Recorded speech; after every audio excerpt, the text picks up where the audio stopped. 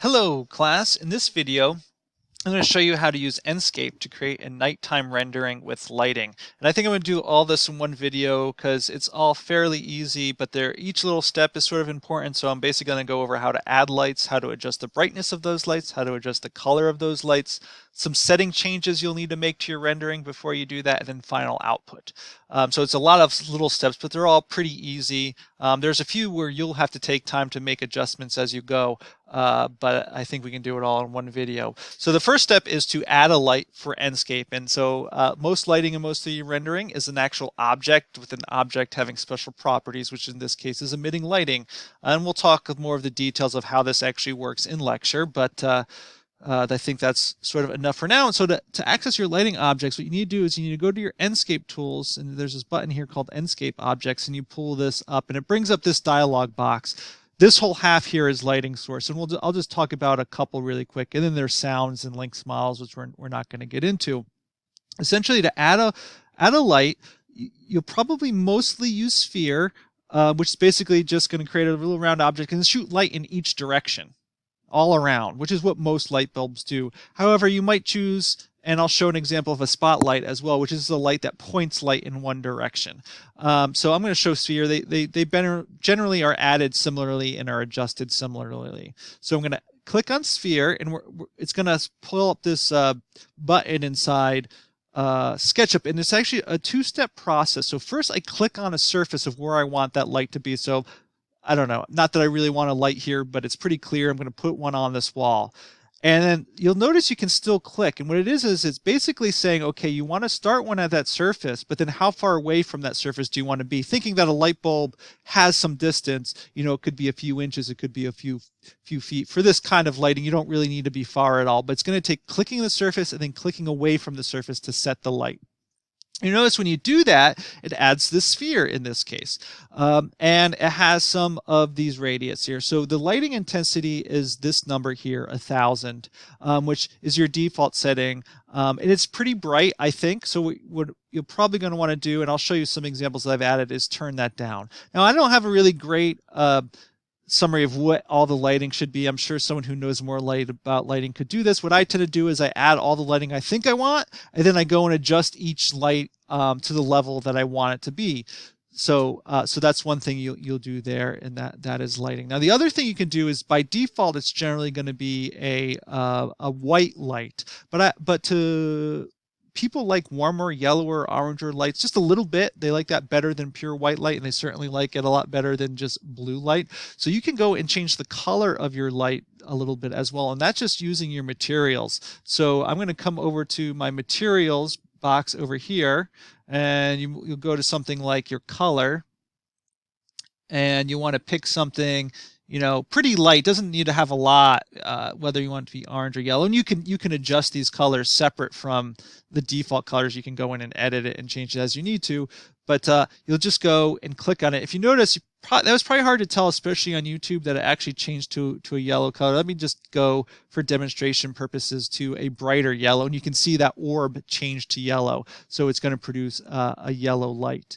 And what you're going to do is you're going to go around and add lights to where you think you need them to be. Now, I've gone ahead and added lights already to my model just for time's sake, because it does take time to place them. It does take time to adjust them and set the colors and so on and so forth. But I'll just want to point them out really quick. I added a light by the front door, thinking that there'd be a light as you go in. I added a bunch of lights under this porch roof because there could potentially be lighting there. And I added some lights. You don't see them, but internal, I put some lights inside as well. What I probably did is I put them on like this surface, and then I moved them to the inside. Like I could take this light and move it to the inside to add it to the light. So I added some lights to this room. I added some lights to the back room over here. And I also added a couple extra lights. I happen to add a spotlight here. This is my spotlight. It's going to look, instead of a sphere, it's going to look like a cone, and you can choose the direction. Just for demonstration purposes, I put it here, and it's going to produce a cool shadow over based on these people so you can see it. And just for fun, I also added a light inside this fire here, and you'll notice I gave it this orange color so that it'll glow orange. You'll see that when I do the rendering. A few tips. One reason why I put that spotlight there is not just to show spotlight, because it doesn't necessarily have to be a spotlight, but I often find if you don't add a light far away from your house, like out here somewhere to shine towards your house can be too dark. So it's a little trick because you got to imagine in the real world there's lights sort of everywhere. There's moon, there might be a car, street lights, not that there's a street in this particular one, but lights reflecting all around. I haven't built the rest of the environment, so there is a set of ambient light. So sometimes just faking it by putting some lights out front of your building that you're rendering can help. There's some settings we'll go over that will also enhance that, but also there might be lights out here anyway. If there were a path, which probably is, I didn't render it, there's probably little lighting along the path. All of those things add up. Instead of modeling them all, you can just put in a light and shine it on that way. In terms of settings, also color, a little warm color would be nice. You can see how this was just from experimentation. I turned that one to about 60. I turned these porch ones down a lot, quite far. They're about 80, a little bit less, the same ones for that back one. You can copy lights, by the way. I put this one in, and then I just used Move tool, and I used the copy feature in SketchUp to copy it over. That also works. You don't have to place the sphere every time. Once you have one set, and if it wants to be the same light bulb, you can copy that light. So go ahead and put lights where you need to, adjust the color, adjust the brightness. Now, you're not going to get that probably right away just from working in SketchUp. What you're going to do is you're going to go back to your rendering. Now, we just did a daytime view, so right now it's going to look during the day. You won't really notice those lights very much at all. So there's a few settings we need to make also to make this work. So I'm going to open up my Enscape settings here. And what I'm going to do is I'm going to go to Atmosphere. And the first thing I'm going to do is I'm going to take your sun is going to probably be at 100%. Give or take. You want to turn that down to 0. It's a nighttime rendering. You're going to turn that down to 0. You can turn your moon and artificial lighting. I kept that about 100. You can turn your moon size up. That might help a little bit produce that ambient light that you might need as well. So you can look at that. And that's step one of the settings you need to make. And then you're going to go into your time here, and we're still, even though we turned off the sun, we're still during the daytime setting. So we need to change our time of day through here. So I'm going to hold Shift on my keyboard and move my mouse to the right. Yep. When I move to the right, you can see the whole sky becomes black and these lights start to come on. If I go far enough in night, everything's sort of really black. And you can see the orange light from my fire sort of really produces this fire-like light. This yellow light, I gave it this bright yellow. You can see that it's obviously funny. I should go ahead and delete it because it's too bright and too yellow. So why don't I go do that one? That was my sample one. It works just like regular SketchUp object. Once it's in there, all I have to do is hit the delete key, or I could erase it if I wanted to. But when I come back to Enscape, it's gone. And again, you can see the spotlight. Again, I use the spotlight here just for demonstration purposes. I'm just shining it this way to show how it casts the shadow. It also does sort of give sort of ambient light to the whole building.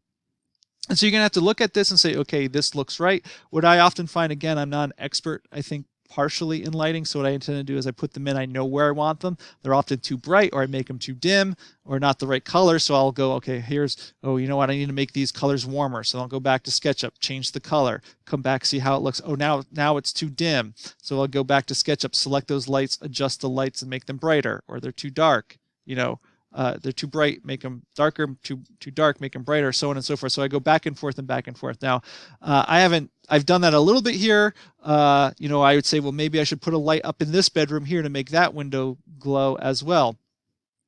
Whatever the case might be, you go ahead and do that and get the lighting the way you want. I can't say I've done a perfect job. I've just done enough to show the demonstration of a sphere light and a cone light and how to place them and how to change the colors. What I want you to do is try to make a really nice rendering yourself. It doesn't even have to be, oftentimes for this assignment, making a pure sort of dark rendering like this might be perfectly fine to do.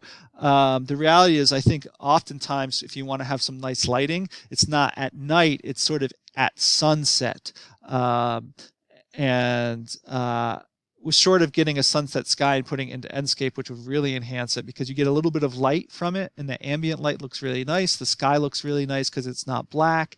It's just a great time of day to do it. Certainly, I'm just asking you to do Enscape rendering here for this assignment, but if you're really doing this, you'd set it to that sunset time. You'd go into Photoshop, you'd put in a really great sunset sky, what other elements you needed, and so on and so forth to create a great rendering. But this assignment is just about playing with the lighting. So I want you to add a bunch of lights, adjust them, place them, make them the right color and the right brightness to really make as good of an interesting rendering, and then export it right from Enscape. So again, once you've done that, it's the same way you export. You should have your settings set from the previous time when we did our daytime rendering. If not, check those, make sure you're at high quality. When you're ready to go, hit the export button, save it somewhere, and then it'll go. If you recall, we'll come over here, and this bar has to be sort of filled up, and it'll get higher quality. I might just pause the video while it renders and then show you the final output. And we're back, and as you can see, this is the final rendering.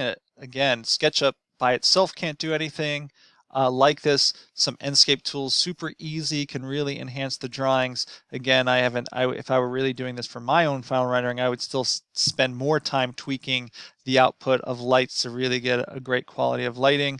But you can go and do that as a part of your assignment. And good luck making these renderings with Enscape.